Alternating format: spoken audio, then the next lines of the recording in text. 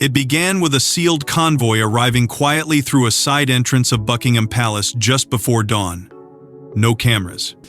No announcements. Yet within hours, whispers exploded across Westminster that the Privy Council had convened without public notice, and Prince William had emerged from that meeting with powers no heir was ever expected to hold while the king still reigned.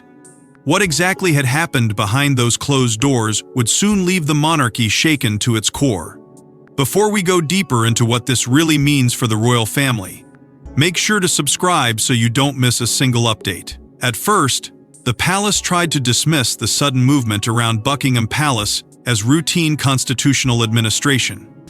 That explanation lasted less than a few hours. Reports began surfacing from parliamentary aides, chauffeurs, and even security personnel that something deeply unusual had unfolded before sunrise. Senior constitutional advisors were allegedly seen entering through restricted entrances normally reserved for moments of national emergency. Palace legal teams arrived carrying sealed dispatch cases. Government vehicles appeared without official schedules attached to the Then came the detail that truly ignited alarm across royal circles. Prince William had reportedly been pulled away from a planned engagement with almost no warning, escorted directly into a closed-door consultation attended by figures connected to the Privy Council itself. Inside royal corridors, the atmosphere reportedly turned cold almost instantly. Staff members who normally spoke freely in trusted circles suddenly fell silent. Phones were said to have been restricted in certain administrative wings. Even longtime aides loyal to King Charles allegedly appeared confused by the speed of events unfolding around them. And at the center of it all stood a question nobody inside the institution wanted spoken aloud. Why would emergency constitutional advisors need direct access to the heir to the throne while the reigning monarch remained alive? That question became even more explosive once whispers surrounding Charles's health began resurfacing with renewed intensity. For months, palace officials had insisted the king remained firmly in command despite ongoing cancer treatment. Publicly, the monarchy projected stability, carefully controlled appearances, measured statements. Calm south. Aisles. But behind closed doors, insiders now claim discussions about continuity planning had accelerated dramatically in recent weeks. Certain government figures allegedly feared that the strain of treatment, combined with mounting constitutional pressures, was quietly creating vulnerabilities the crown could no longer afford to ignore. Then came the most chilling revelation of all. Reports suggest ancient royal procedures documents and constitutional mechanisms dormant since the WTO. Final years of Queen Elizabeth II's reign were quietly reviewed and possibly activated behind palace walls. That single detail sent shockwaves through Westminster, because those procedures were never designed for ordinary moments. They existed for periods of instability. Periods when the monarchy feared uncertainty at the very top of the institution itself. And according to several palace administrative whispers now spreading through elite royal circles, one phrase began surfacing repeatedly after the meeting concluded: acting sovereign, not future king, not heir apparent. Acting sovereign. The implications were staggering. It suggested that William was no longer simply preparing for a distant reign someday, in the future. Instead, the machinery of the crown may already have begun repositioning itself around him in real time. What made the situation even more emotionally devastating was the reported reaction from Catherine. Insiders claim the Princess of Wales appeared visibly shaken by how quickly events escalated around her husband. Those familiar with royal operations say Catherine always understood the enormous burden waiting for William eventually. But eventually was supposed to mean years from now. Perhaps decades, not suddenly at all. Not through emergency meetings before dawn while the king still occupied the throne. By nightfall, Westminster was consumed with speculation. Senior commentators avoided direct conclusions, but their language became noticeably cautious. Royal correspondents began referencing constitutional contingency frameworks. Former aides spoke vaguely about operational continuity. And somewhere behind the thick palace walls, the future of the monarchy appeared to be shifting faster than almost anyone had anticipated. But the real shock wasn't the secret meeting itself. It was the ancient royal mechanism quietly awakened beneath it. one designed for moments when he crowned fear's instability from within. For centuries, the monarchy prepared for one terrifying possibility: a reigning sovereign becoming too weakened to fully govern while still remaining king. Most believed those emergency powers belonged to dusty constitutional history. But now, reports suggest the machinery Queen Elizabeth II once studied obsessively had suddenly been placed back on the table, with Prince William standing directly at its center. As whispers surrounding the secret Privy Council gathering continued spreading through Westminster, investigators and royal insiders began turning their attention towards something even more unsettling than the meeting itself. It was not simply who attended.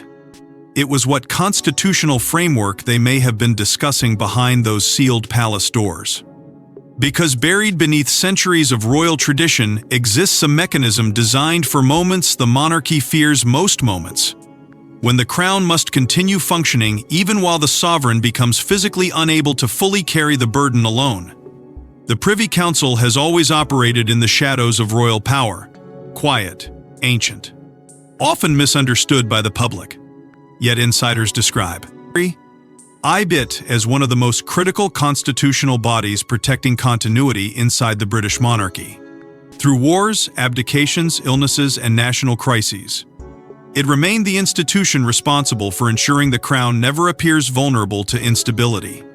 And according to several parliamentary sources now speaking cautiously to royal correspondents, certain contingency discussions linked to those powers may have resurfaced with extraordinary urgency in recent months.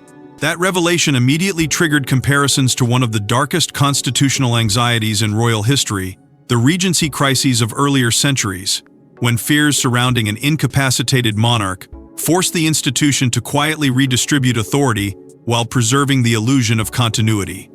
Historians close to palace circles reportedly began revisiting parallels nobody expected to hear in modern Britain. Not publicly, at least. Because the monarchy has always depended on one unshakable principle above all others: the sovereign must appear permanent, stable, and fully in control.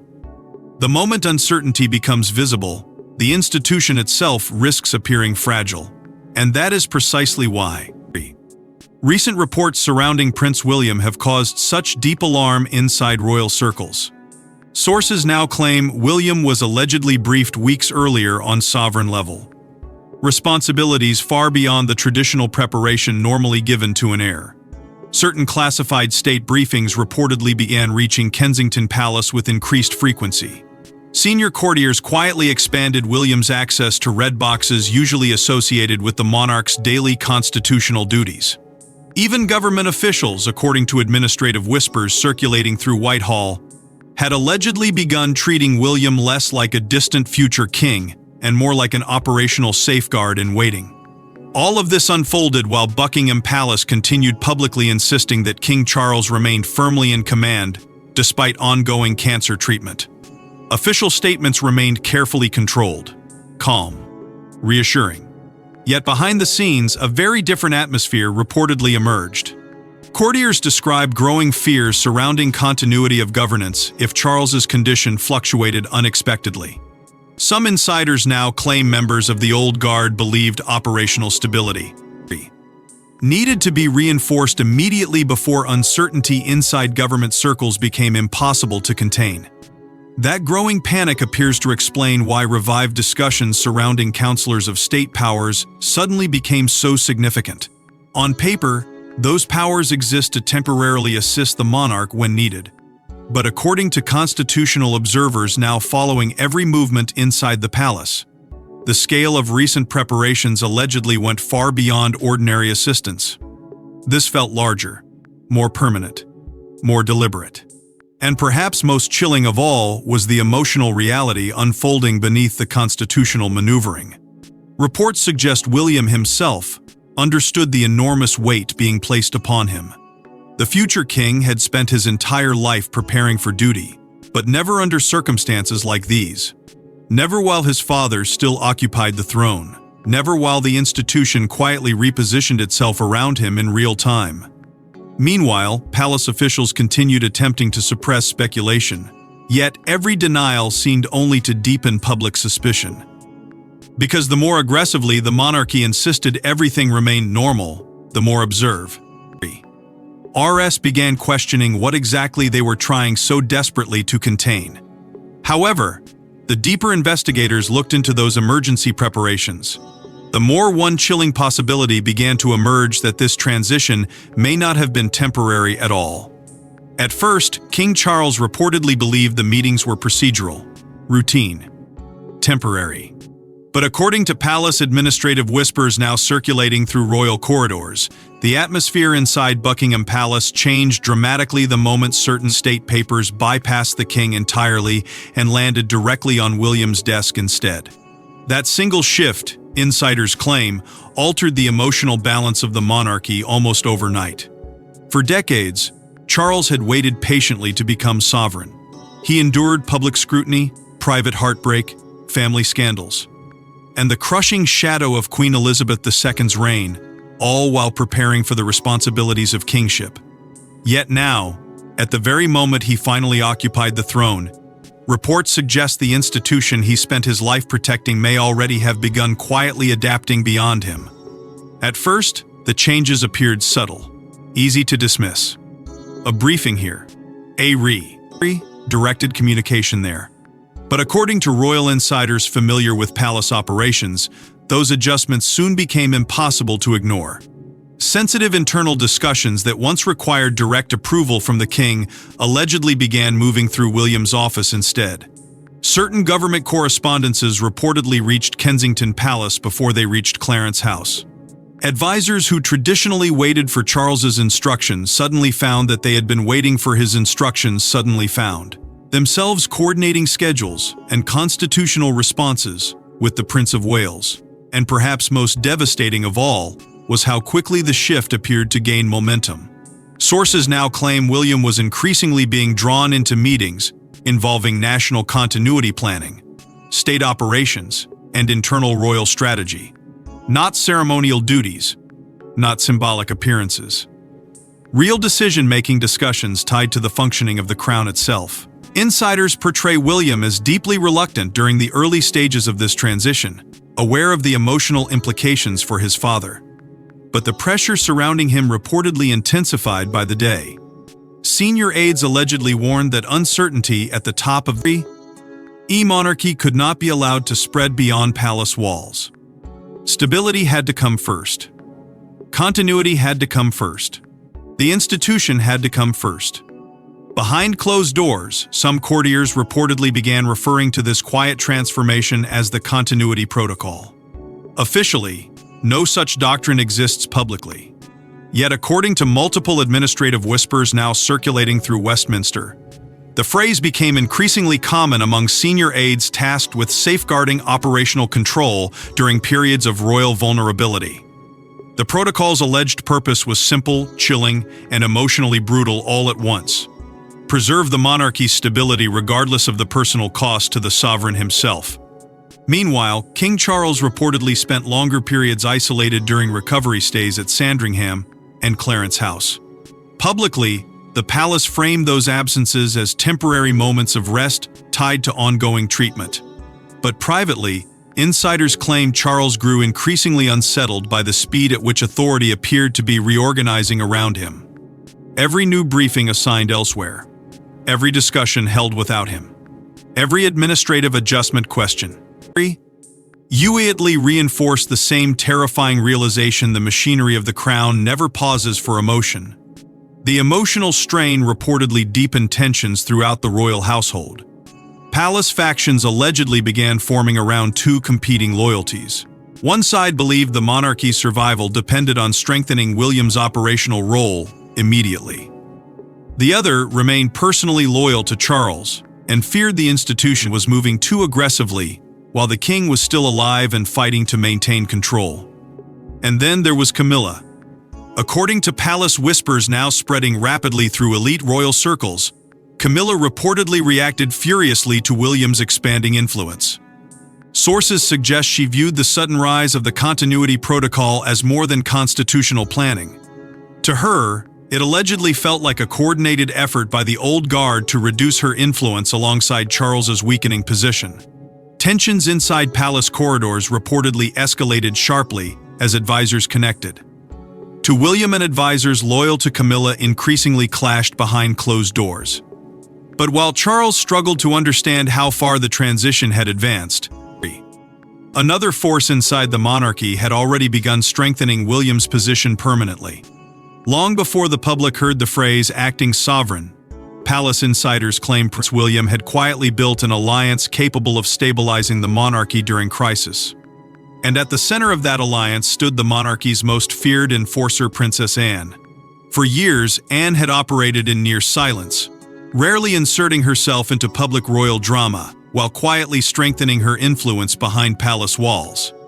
Unlike other senior royals who relied on image, popularity, or media narratives, Anne reportedly commanded something far more powerful inside the institution: respect rooted in discipline, endurance, and absolute loyalty to the survival of the crown.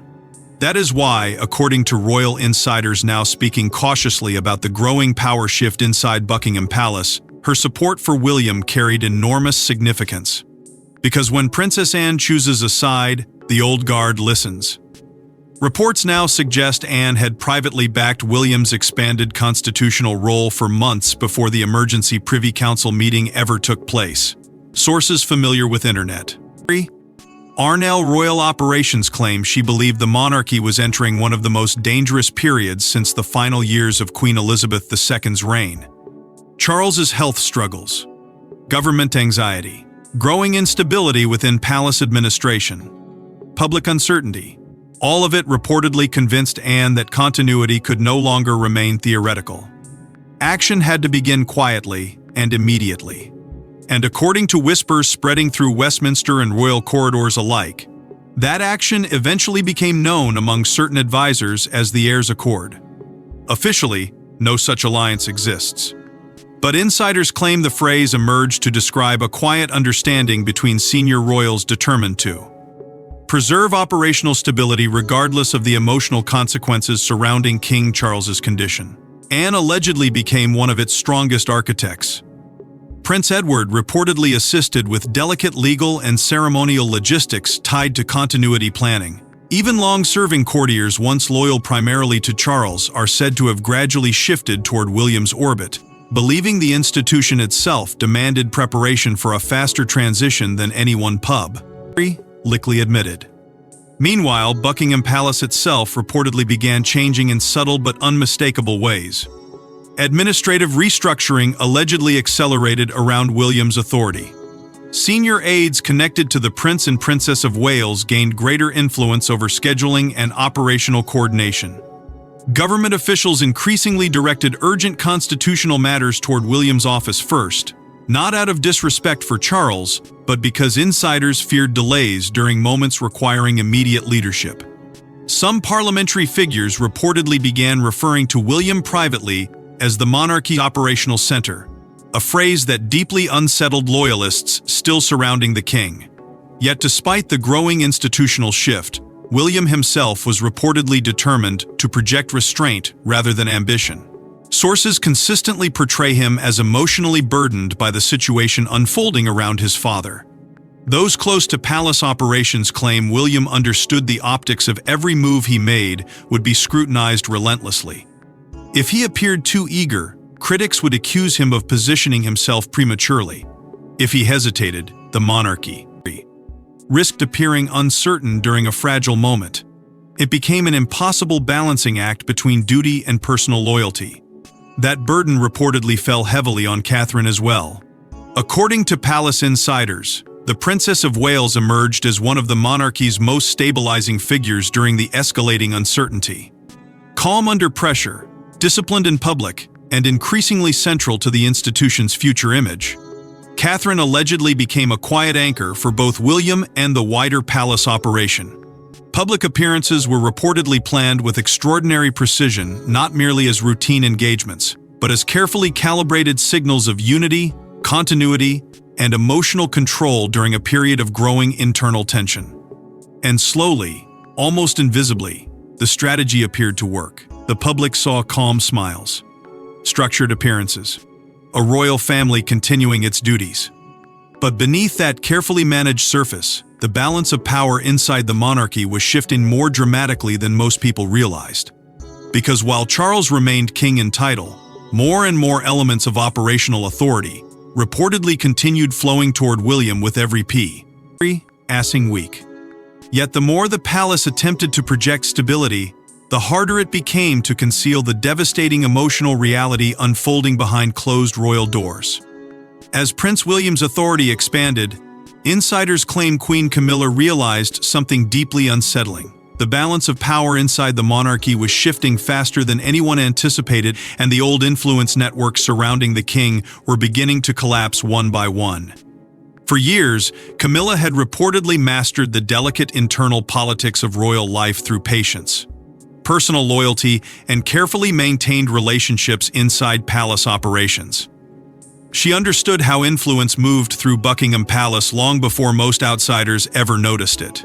Trusted aides, private secretaries, longtime courtiers, social allies woven quietly into the institution's daily machinery. But according to palace whispers now intensifying across Westminster, that machinery allegedly began slipping beyond her reach the moment William's operational authority accelerated behind closed doors. At first, the resistance reportedly remained subtle. Quiet objections during internal discussions, tense disagreements over scheduling priorities, delayed approvals. But insiders now claim the atmosphere inside Buckingham Palace soon became emotionally combustible. Advisors aligned with William allegedly clashed repeatedly with staff members seen as loyal to Camilla's circle.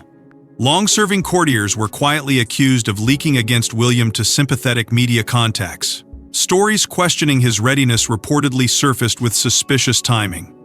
Rumors spread questioning whether the Prince of Wales was moving too aggressively while Charles remained king. Yet according to royal insiders, William's camp responded with a strategy designed to avoid direct confrontation entirely. Instead of personal attacks, advisors around the prince reportedly emphasized one phrase over and over again: duty over personalities.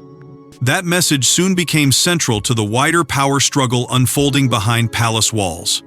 Supporters of William allegedly framed every operational shift not as a campaign against Charles or Camilla personally, but as a constitutional necessity tied to preserving stability during an increasingly uncertain period.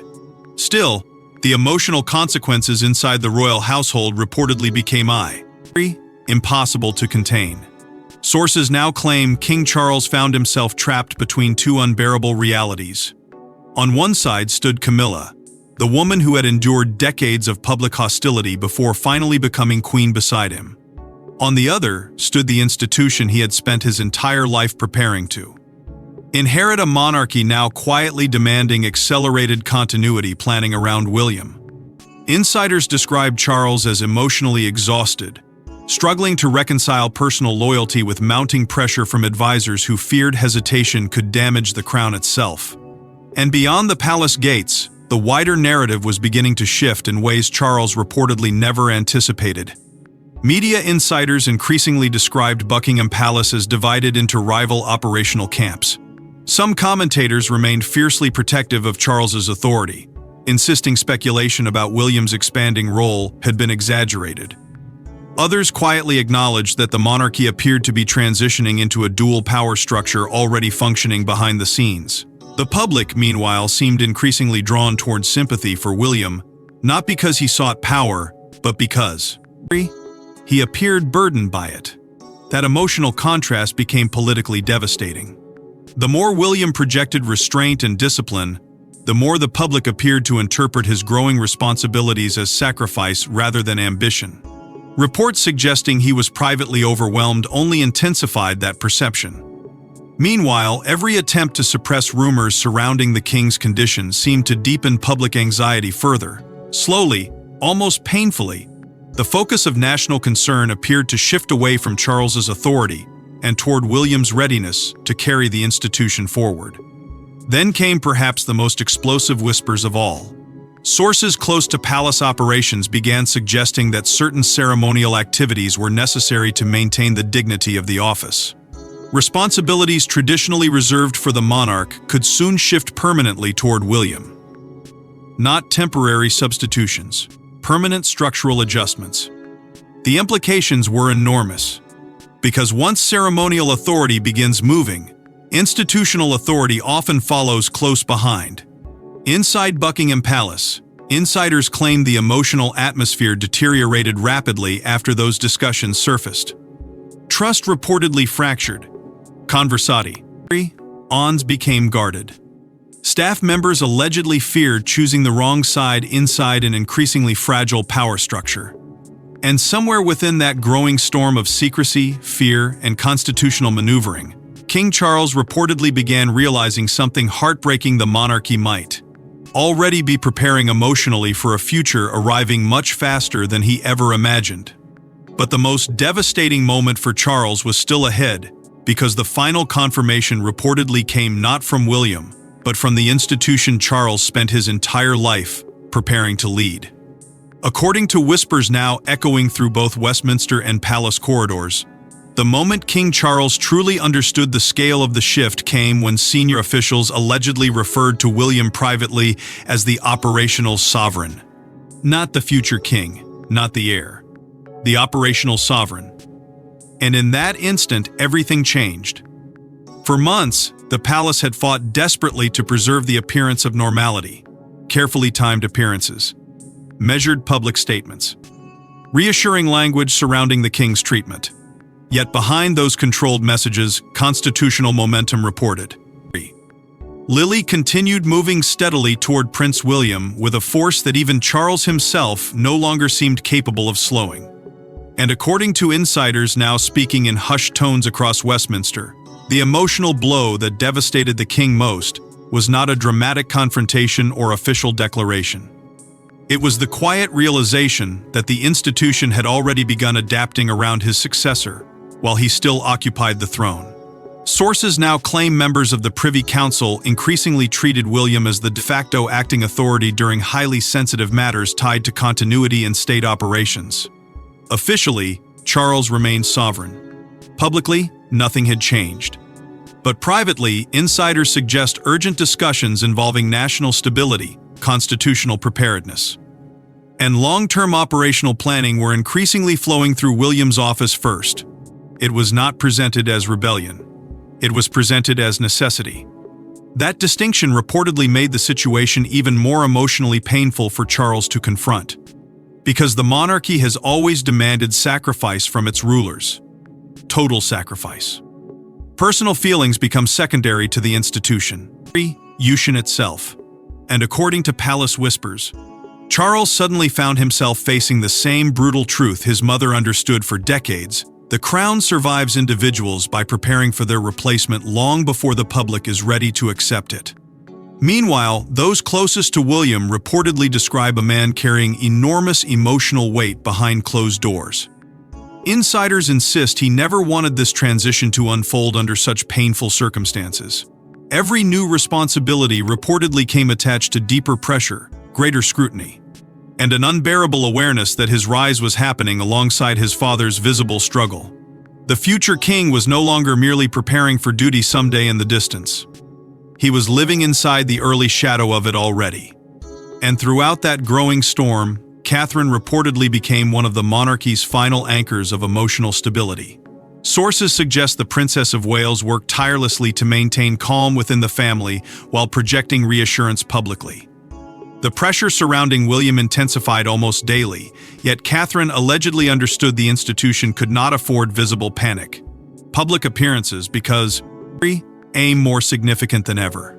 Every gesture, every appearance beside William, every carefully measured interaction reportedly served a larger purpose: to reassure both the public and the establishment that continuity remained secure no matter how severe the uncertainty behind palace walls became. At the center of this transformation stood Princess Anne, unwavering as always. According to insiders, Anne repeatedly reinforced one principle during internal discussions surrounding continuity planning: the crown must always survive the individual. To some, the phrase sounded cold, brutal even. But within royal circles, it reflected the oldest rule of monarchy itself: kings reign, sovereigns pass, the institution endures. And in Anne's view, insiders claim allowing emotion to weaken constitutional stability would represent the greatest danger of all. Slowly, an icy peace reportedly settled across royal operations. The public still saw unity, formality, tradition. But internally, palace insiders describe an atmosphere transformed by quiet acceptance. William's leadership image increasingly dominated operational planning. Government officials allegedly adjusted naturally toward his growth. NG authority. Senior courtiers stopped asking whether the transition was happening and began focusing instead on how to manage it smoothly. And perhaps most haunting of all, the monarchy appeared to enter an entirely new unofficial era while Charles still remained king. That emotional contradiction lingered over everything. A reigning monarch still on the throne. A future monarch already carrying operational control. A royal institution balancing continuity against heartbreak in real time. And according to those closest to palace operations, everyone involved understood the same chilling truth.